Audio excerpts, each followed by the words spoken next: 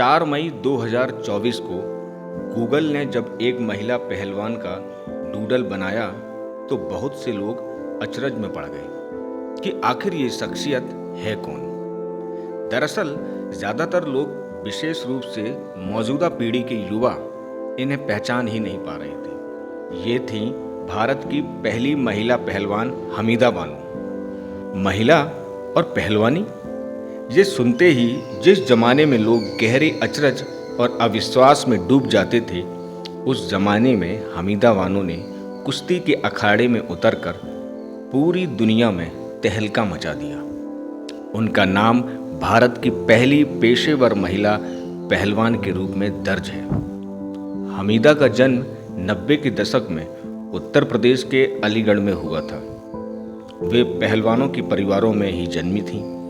हमीदा का वजन 108 किलो था और लंबाई 5 फीट 3 इंच थी। उनकी दैनिक खुराक में 5 से 6 लीटर दूध, आधा किलो घी, 1 किलो मटन, 1.5 लीटर फलों का रस, 2 से 8 लीटर सूप, बादाम और 2 प्लेट बिरयानी। 32 वर्षीय हमीदा ने मर्द पहलवानों के सामने चुनौती रखी थी कि उन्हें जो भी दंगल में हरा देगा वे उसी से ही शादी कर लेंगी। 1940 और 1950 के बीच उन्होंने 300 से ज़्यादा कुश्ती प्रतियोगिताएं जीती। वे इतनी ताकतवर थीं कि उस समय के मशहूर गामा पहलवान भी उनसे मुकाबला करने से पीछे हट गए। हालांकि उन्होंने बहाना ये बनाया था कि वे महिला से मुकाबला नहीं करेंगे। फरवरी 1954 में पटियाला और कलकत्ता के 2 पुरुष पहलवानों को हराकर उन्होंने अपनी पहलवानी का डंका बजा दिया।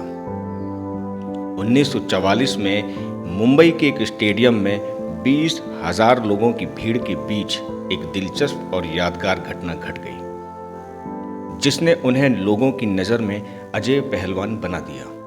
उनका मुकाबला गूंगा पहलवान से होने वाला था, लेकिन सही वक्त पर गूंगा पहलवान ने अपना नाम वापस ले लिया। अगले दिन अखबारों में छपा गूंगा पहलवान हमीदा बानो से डरकर पीछे हट गए। 4 मई 1954 को उन्हें अंतर्राष्ट्रीय स्तर पर पहलवान के रूप में पहचान मिली। इस दिन उन्होंने प्रसिद्ध पहलवान बाबा पहलवान को केवल 1 मिनट 34 सेकंड में हरा दिया। इस पराजय के बाद बाबा पहलवान ने पेशेवर कुश्ती से संन्यास ही ले लिया। उन्होंने रूस के पहलवान बेरा चिस्तिलीन को भी मुंबई में 1 मिनट से भी कम समय में धूल चटा दी। उस दौर के सामंती समाज को हमीदा की प्रसिद्धि रास नहीं आई। पुरुष उनका खूब विरोध करते थे। कई बार उन पर पथराव भी हुआ।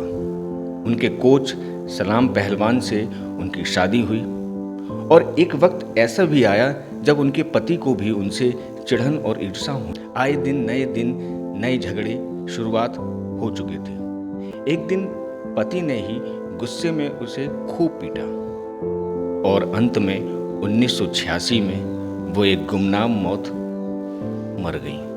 ये थी हमीदा बानो। तब तक के लिए मुझे दीजिए इजाज़त।